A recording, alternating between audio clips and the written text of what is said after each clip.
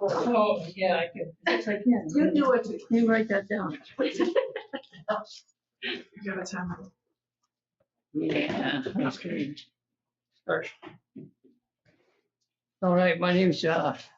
I'm alcoholic. Hi, Brad. And my sobriety date is 11/18/07. I haven't drank since 1984. There's some bad math there. Something's going on.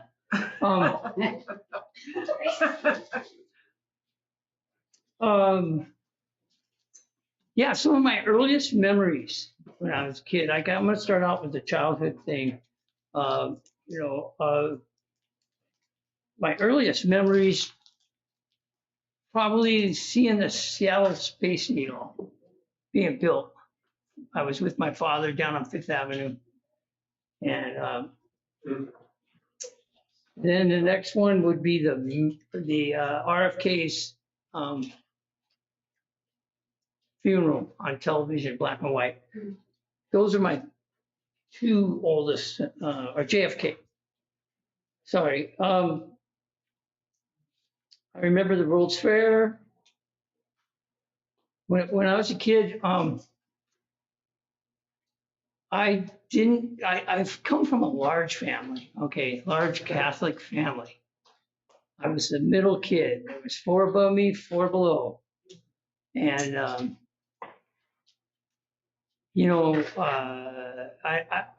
I can't really explain how I felt. I always wanted something, inside. And I knew we were poor for some reason. How did I know that? I just thought we were poor. We drank condensed milk. Not condensed milk, but powdered milk. Yeah, powdered milk. And man, I hated that stuff. Anyway, we're Catholic. Dragged to church every week. I didn't like it. I never liked church. It smelled like mothballs, and it was just old people, and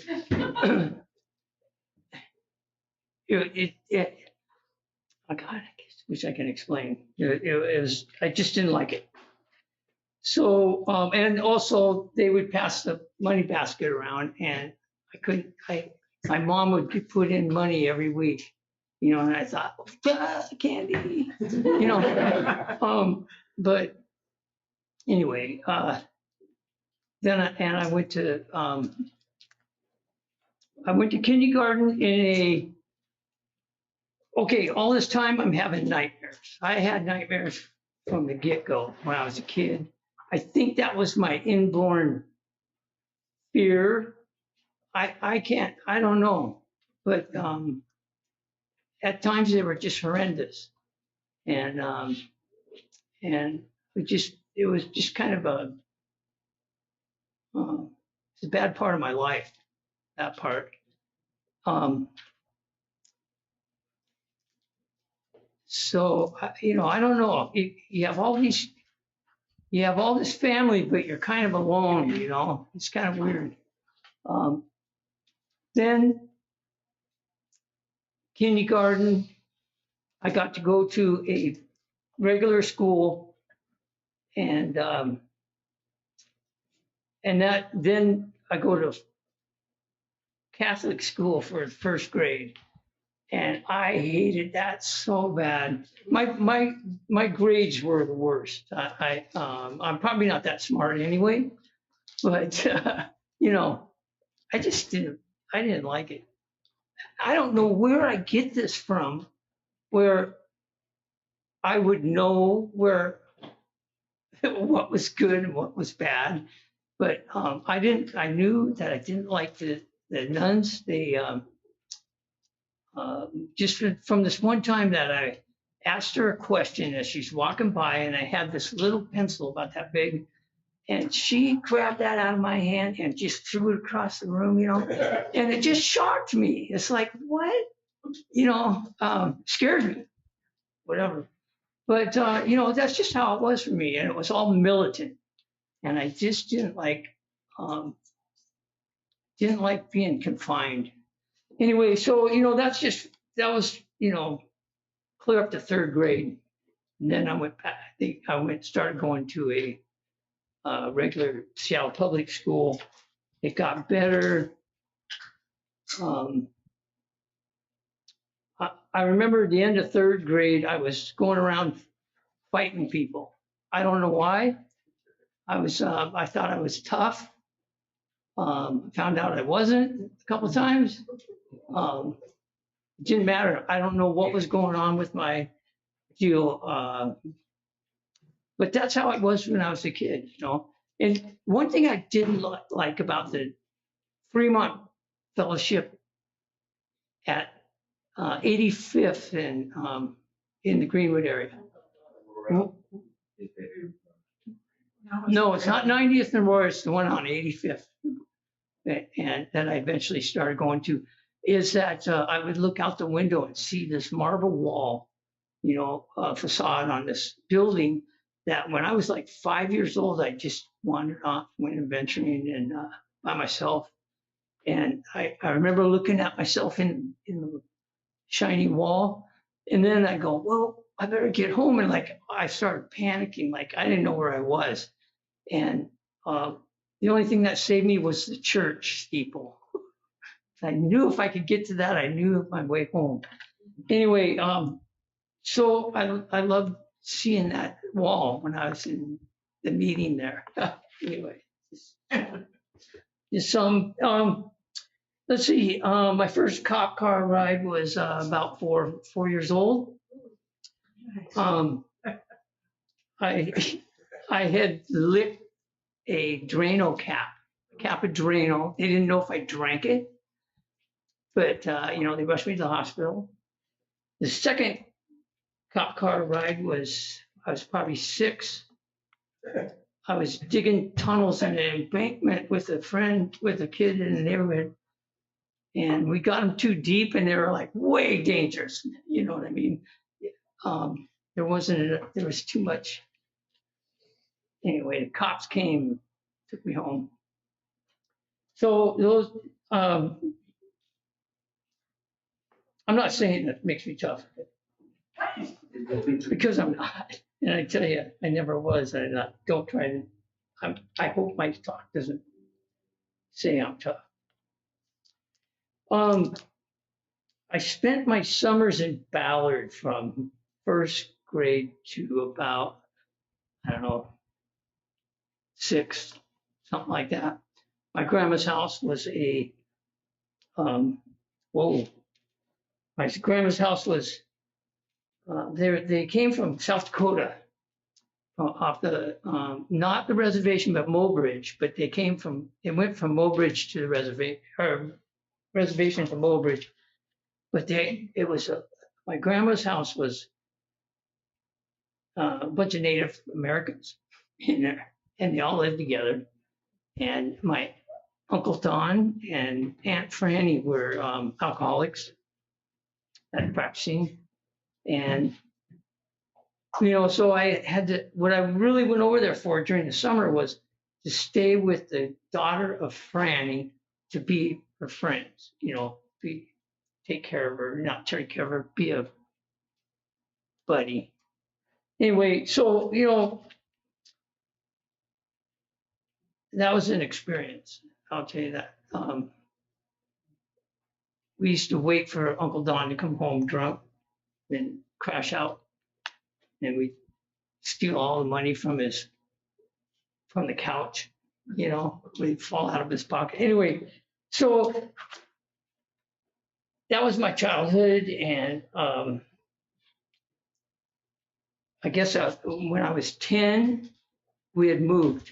We had moved from Greenwood out to Lake City at a new house, new school, new everything, and I was in heaven. That was the greatest thing in the world, getting out of there. And that summer had a had a my cousin's wedding. They let us drink champagne. You know, they gave the kids a bit of champagne, and I drank it, and it's like I went back for some more and some more, and then they cut us off. They said no more. So you know, and I still went back, and the guy goes, you know, I asked the guy, and he goes, no, you're cut off. He goes, but there's some bottles back there with some in the bottom. Okay, so that was the same thing. I'd already done this before. Our neighbor in Greenwood would have racks of empty beer bottles, and we used to drink the bottom of those.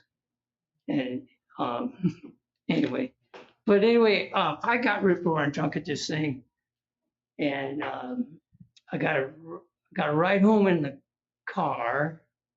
I ate a bag of Cheetos on the way. And when I got out of the car, I threw up. It came out my nose, and Cheetos out your nose burns, right? And I ended up downstairs in my bed, and the room is spinning. And here's my first thing of God. I prayed to God to make it stop. And so that was like, you're only 10 years old. You don't know what's going on. I didn't go out to go get more booze the next day, but the next time it came up, I didn't say no. And but like they say, is if I ate an apple and had that reaction, I wouldn't eat no more apples forever. So anyway, let's get back here. Out of 9 kids, I was the only one to get counseling. I went to Ryder Child Center for my, I don't know, I was a nut off the wall. But anyway,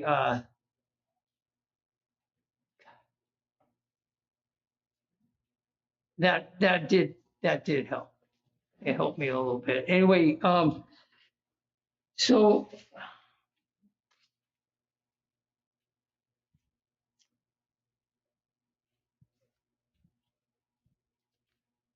my drinking progressed to, school cakers.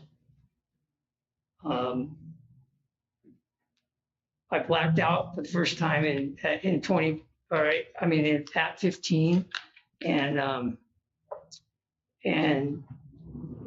and I kept doing it, and then I decided I don't want to black out, so I tried to limit my drinking, and that didn't work. It just never worked. So I got married at 19. No, 20. That lasted about a year and a half. We both drank too much. And I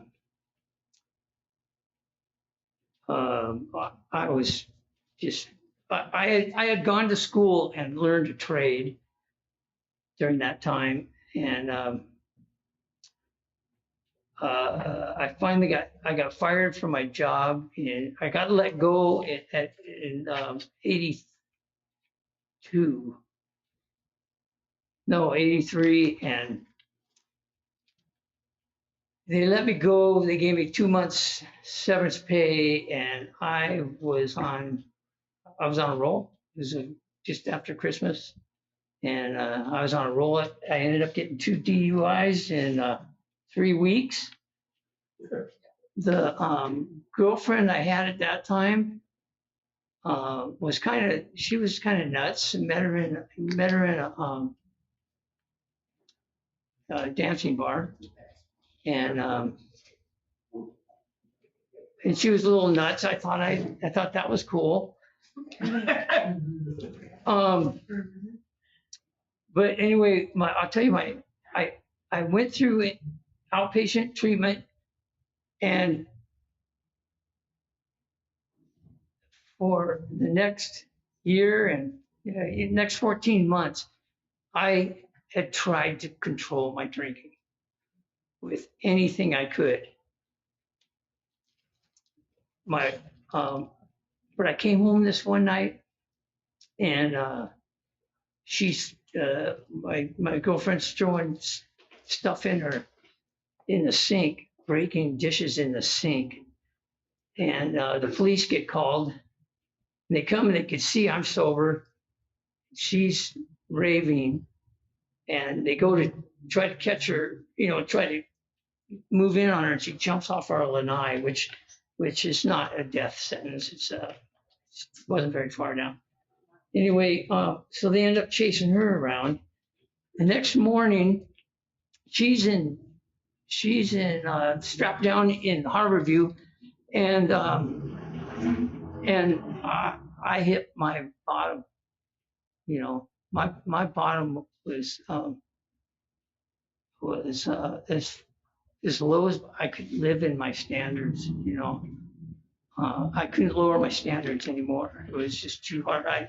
All the druggies I hung out with, they, I'll give you an example. One came over and sold me his box of tools, and a few days later, his brother comes over just to visit, and he goes, "So those are my tools." I says, "Well, your brother sold them to me." He goes, "Ah, keep them." Anyway, so I still had that toolbox. I just don't get rid of tools. Anyway, that night I went in, the next morning after she's in strapped down, she got back. I went to a meeting.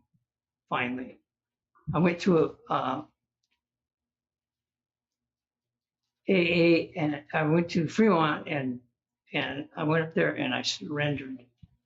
I've gone to a few meetings before to get my slip signed, and this thing about 90 meetings in 90 days, stay out of the bars and ditch your old friends, that was just perfect. I didn't need to do any more, do any less, but that's what I was going to do. And I did that. None of my friends ever called me. One did a couple of years later. He was in treatment. So, but that was that was good. And I believe he's still sober today. And that was in 1984 or 5. Anyway, so I got sober. I ran into Al. I asked Al to be my sponsor, and he said, "No, let's go over. He'll show me somewhere, some people that I can relate with." And I went over there. I went with him over to the dance place or the little club across the street. No one there. So, the problem was he did live across the street from me, pretty much, and I just kept knocking on his door or giving him a call. And I didn't care if he said no. I just called him my sponsor. And eventually, I would come to him with girlfriend problems. And, this was getting tough. And I was trying to be sober. She wasn't. And this was tough. And man, I would just go off on him with all my interpretation of everything. And finally he'd get fed up and he'd just yell at me, and say, "The problem's you." And then turn around and walk away, And God, I don't know how many times he did that to me. Guess I got a thick skull sometimes. Anyway, I got sober. I never really did a full 4-step during that time. I had 6 years when I got rid of that old girlfriend and got another girlfriend. Okay, so that other first girlfriend I had a kid with. I don't mention that because it's just another long story. So, but then I had a kid with this new one. And the new one got sick and passed away 10 years later. And by that time, I had quit going to meetings. I left myself out there. And I'll tell you something. There was no God present when I picked that one girlfriend, first girlfriend. No God present when I got married. No God present when I picked the one that passed away. You know, I don't know what was wrong with me. I was just, well, I do know because I did a 4-step, and I don't do that anymore. It's like that stuff is in my past, and you would think, okay, I ended up coming back. I ended up coming back to AA after a stint of meth, and I came back in AA thinking nobody knew. Swear to God, I believe that, and I'm sitting in Quitters, right? And I got like I don't know 2 weeks in there, or whatever I was, and this lady sitting in the corner knitting, older lady, introduced herself as a meth addict. She was a meth addict, and all of a sudden my world just crashed. I went, oh shit. You know, I would not get all of AA without all of the truth. You know what I mean? I just realized, you know, it would eventually happen, but she set that trigger off. I freaked out. I didn't say anything right then, but the next Saturday night I was down at Fremont and I stood up and I just, you know, I wasn't called on or anything. I just stood up and ratted myself out. And you know what? Nobody cared. In fact, I got people going, yeah, I'm glad you're here, you know, and you know, I hooked up with my sponsor again, and he said, I wasn't your sponsor when you were out. That's what he said.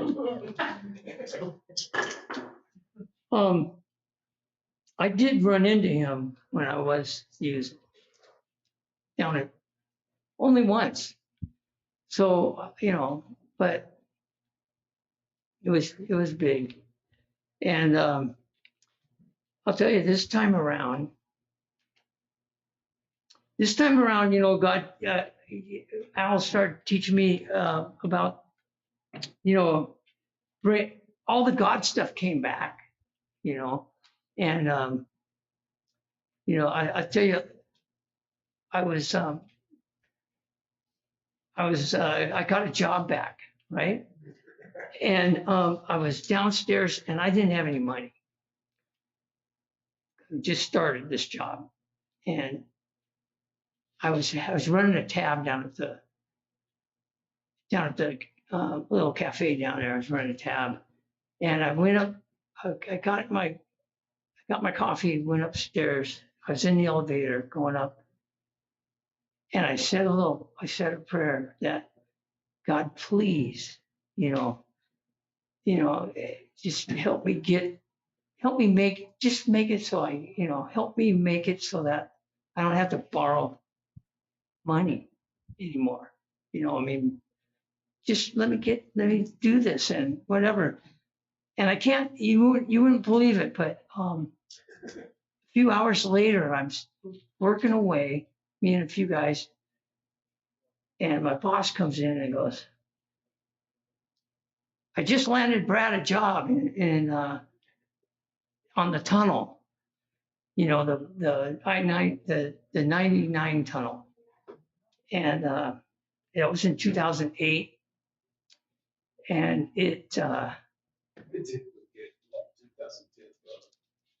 huh? Oh, it was 2008. we were designing it. And,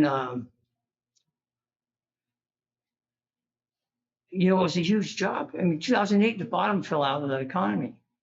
And, you know, usually when the bottom falls out, I fall out with it. But this was it was a big project, and it saved my ass. There are other stories, you know, dumb things like I was out at lunch one day, not too long after that, and I saw a lady just stammering to get across the street, and God, she almost did it too. I told her no, and because the bus just went boom, she would have been creamed, and she was just trying to get to work. So I helped her across. I didn't have to hold her hand, but I helped her across the street, and I flagged down a cab for her to catch the bus, and you know, immediately I called my sponsor. Hey, guess what I just did? You know, it's crazy, but you know, I got married again after what was it? I got married in 2009, a year later, and the thing is God was a part of it.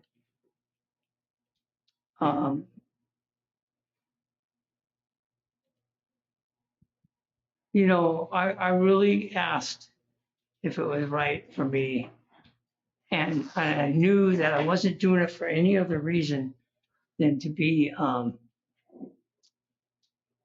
true and honest. And she had been with me through the meth, but she didn't know I was using.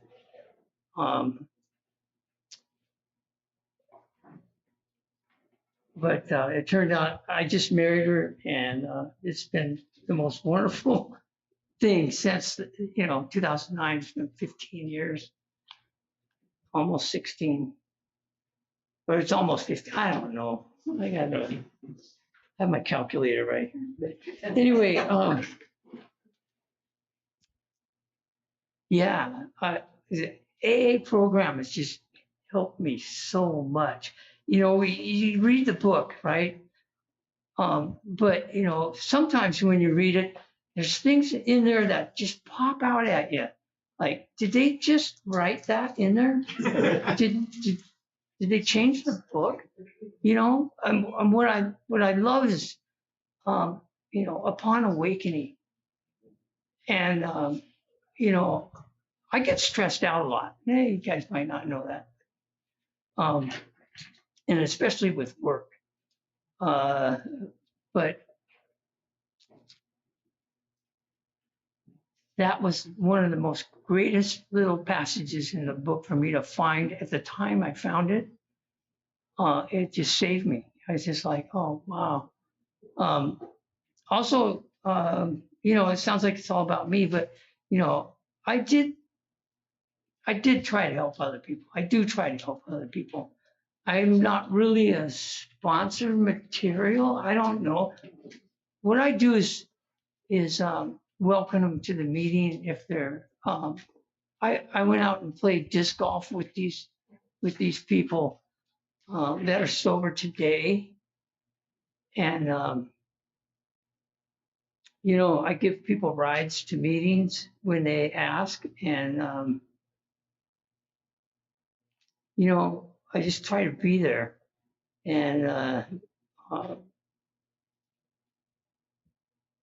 I'm blessed to have a job right now. I'm like 68.